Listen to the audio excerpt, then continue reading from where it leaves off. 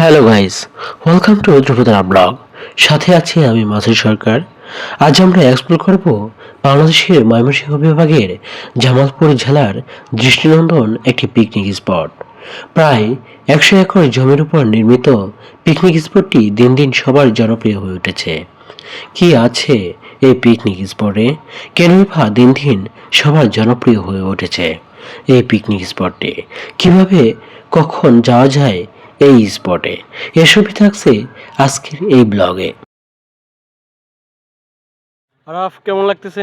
ভালো লাগছে অনেক। অনেক। এখন আমরা কোথায় আছি বলো তো? লাল চাপড়া। লাউ চাপড়া। হ্যাঁ, চলুন শুরু করা যাক আজকের ব্লগটি। অপরূপ সৌন্দর্যের লীলাভূমি আমাদের এই ছোট্ট বাংলাদেশ। চারিদিকে ছড়িয়ে ছিটিয়ে রয়েছে হাজারো নদী ডালা, তেমনি পাহাড়ি বনভূমিতে ঘেরা। আজ আমরা আপনাদের নিয়ে যাচ্ছি ময়মনসিংহ বিভাগের সর্ব উত্তরের সীমান্তবর্তী বৃহত্তর জেলা জামালপুর। এই জামালপুর জেলা শহর থেকে প্রায় 50 কিলোমিটার উত্তরে পশ্চিমে বক্সিগঞ্জ উপজেলার পাহাড়ি জনপদের পিকনিক স্পট লাউচাপড়া। আজ আমরা আপনাদের নিয়ে যাচ্ছি লাউচাপড়া পিকনিক স্পটে। লাউচাপড়া পিকনিক স্পটে যেতে হলে আপনাকে অবশ্যই শেরপুর জেলা শহর হয়েই আসতে হবে। তুমি তাই, তুমি তাই গো আমার পরানো যাহা, তোমা ছাড়া এ জগতে মোর কেহ নাই, কিছু নাই গো আমার পরানো যাহা।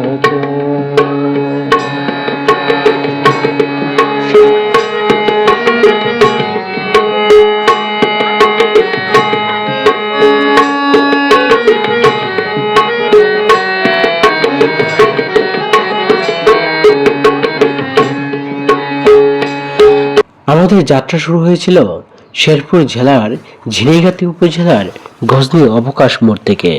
চাইলে আপনিও আসতে পারেন কামালপুর রোড হয়ে। সুখ যদি নাহি পাই, যাও সুখের সন্ধানে যাও, তুমি সুখ যদি নাহি পাই, যাও সুখের সন্ধানে যাও, তুমি তোমারে পেয়েছি হৃদয় মাঝে, আর কিছু নাই চাই গো আমার পরানো যাহা।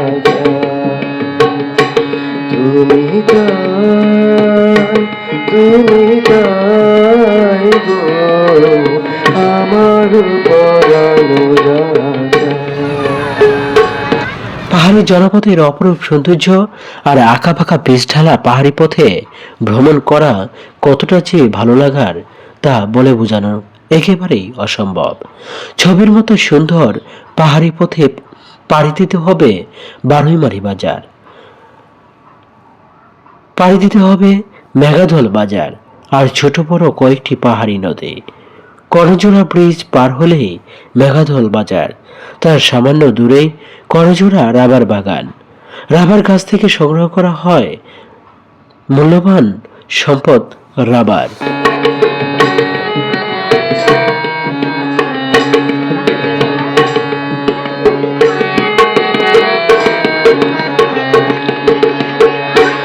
আমি তোমার বিরহে রহিব দিলি, তোমাতে করিব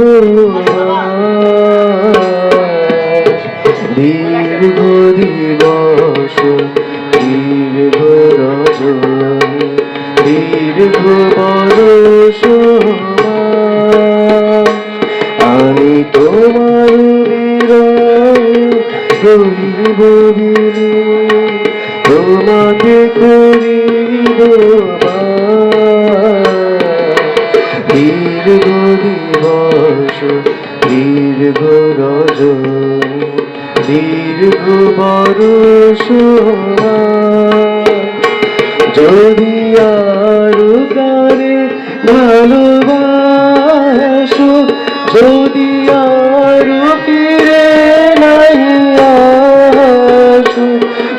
যদি আরো কারে ভালোবাসো,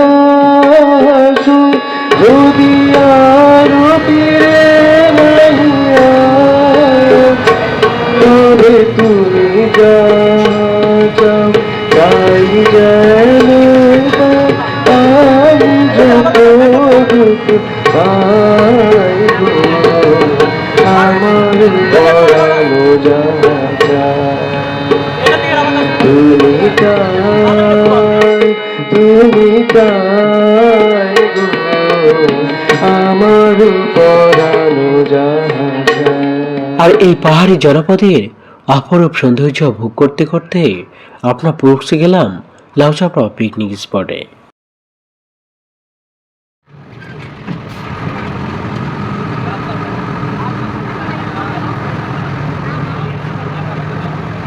জামালপুর জেলার বকশীগঞ্জ উপজেলার ভারত সীমান্ত ঘেঁষে অবস্থিত একটি জনপ্রিয় পর্যটন কেন্দ্র এই লাউচাপড়া।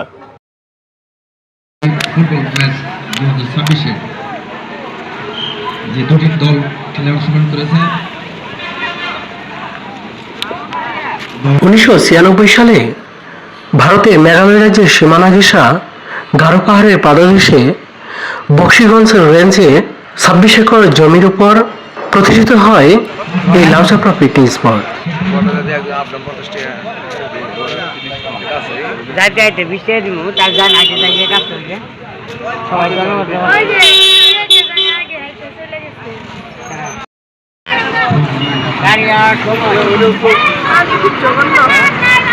চারিদিকে উঁচু নিচু পাহাড়ি বনভূমি, শাল সেগুন বৃক্ষে মোড়ানো এই স্পটটি প্রায় বর্তমানে 100 একর পাহাড়ি বনভূমি নিয়ে বিস্তৃতি লাভ করেছে। অত্যন্ত সুন্দর এবং মনোমুগ্ধকর মনোরম পরিবেশে দেশের বিভিন্ন প্রান্ত থেকে, জেলা উপজেলা থেকে ছুটে আসে ভ্রমণ পিপাসু মানুষের ঢল।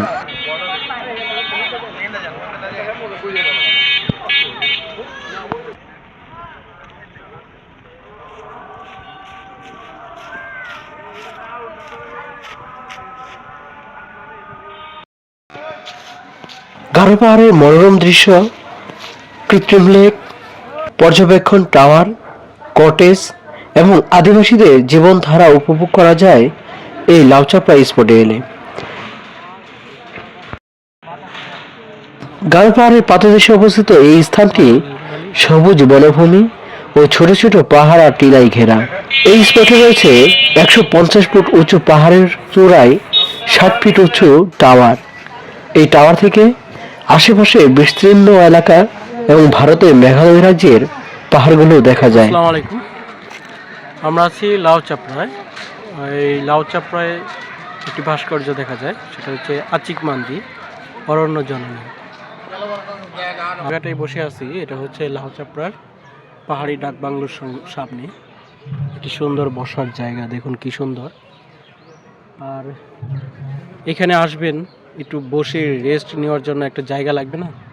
আর এর জন্য কিন্তু রয়েছে সুন্দর একটা ডাক বাংলো। দেখুন এই যে কি সুন্দর। এখানে আপনি রুম ভাড়া নিতে পারবেন, সারাদিনের জন্য নিতে পারবেন, দীর্ঘদিনের জন্য নিতে পারবেন।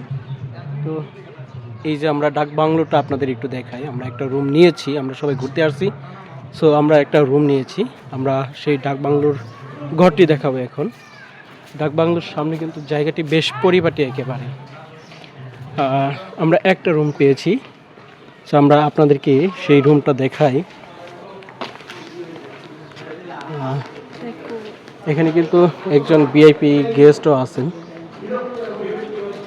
জামালপুরের।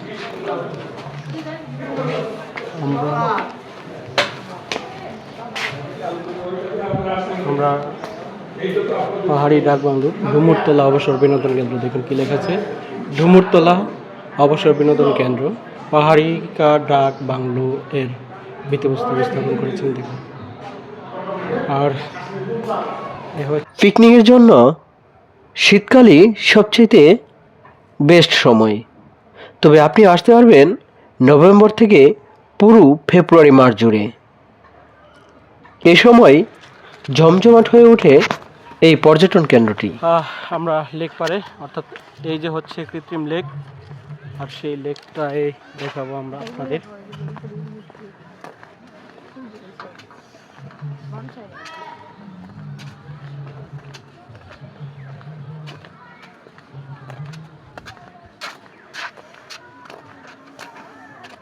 ওয়াও, জলপরীকে মাছে খেয়ে ফেলতেছে দেখো।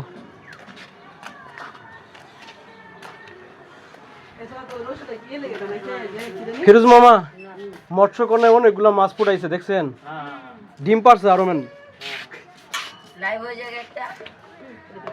ডিম পারতেছে মনে হয় না?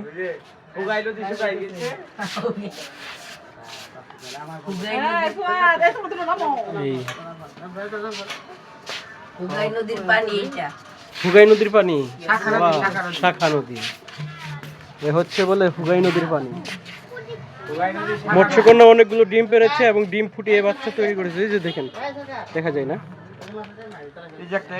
জুম করেন জি। না, অত দূর দেখা যাবে না, রিস্কি আছে। ওই যে দেখেন। জি জি মামা, কি দেখান? মাছ দেখায়। মাছ। ও মামা, অনেক চিপার মধ্যে একটা মাছ দেখেছে। লাউ চাপড়ার কৃত্রিম লেক আর হচ্ছে লাউ চাপড়া, চারিদিকে উঁচু নিচু।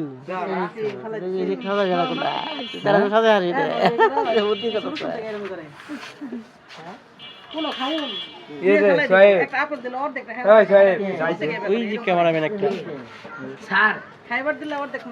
কেমন লাগলো?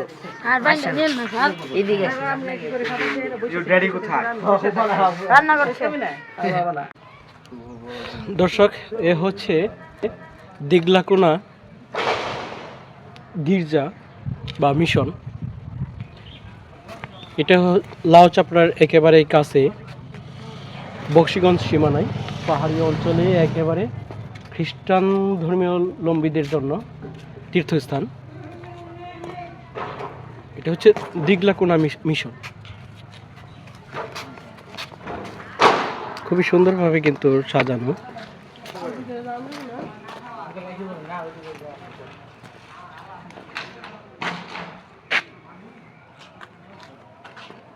এখানে তাদের বড়দিনের অনুষ্ঠান, নানা ধরনের খ্রিস্টীয় অনুষ্ঠান পালন করে থাকে তারা। পিছনে বিস্তর পাহাড়, আর এদিকতে হচ্ছে সরিষা। এখন পাহাড়ের বুক চিরে সরিষা চাষ হচ্ছে। অপরূপ সৌন্দর্যের এক অন্যরকম লীলাভূমি কিন্তু বাংলাদেশ। আর বাংলাদেশের সীমান্তবর্তী এলাকাগুলো কিন্তু পাহাড়ে ঘেরা। ওইদিকেই হচ্ছে ভারতের সীমানা।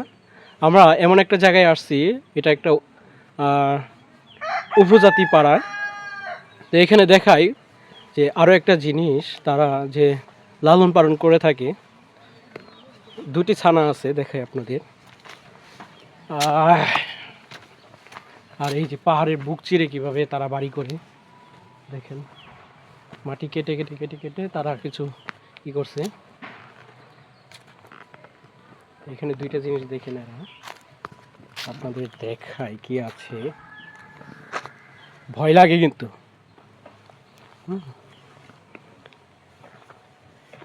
এই দেখেন,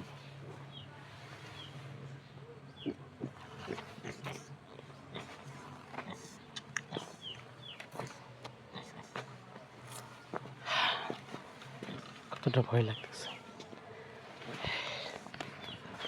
শুয়োরের ছানা দেখছেন, শুয়োর ছানা এই যে এখানে তারা বেঁধে রেখেছে। এই দিক থেকে পাহাড় কেটে আস্তে আস্তে দিন দিন দিন কেটে তারা বসতি স্থাপন করতেছে। এই যে পাহাড় দেখুন, এটা কাঁঠাল গাছ, আর কি সুন্দর বেচারা ঘুম দিয়েছে দেখেন।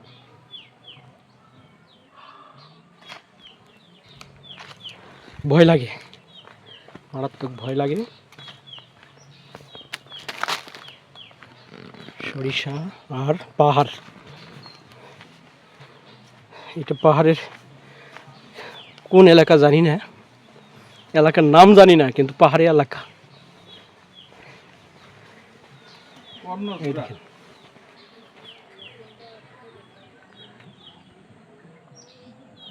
কেমন লাগলো এই দৃশ্যটুকু? আশা করি সবার ভালো লেগেছে। ধন্যবাদ সবাইকে। যদি ভালো লেগে থাকে অবশ্যই একটা লাইক কমেন্ট করবেন।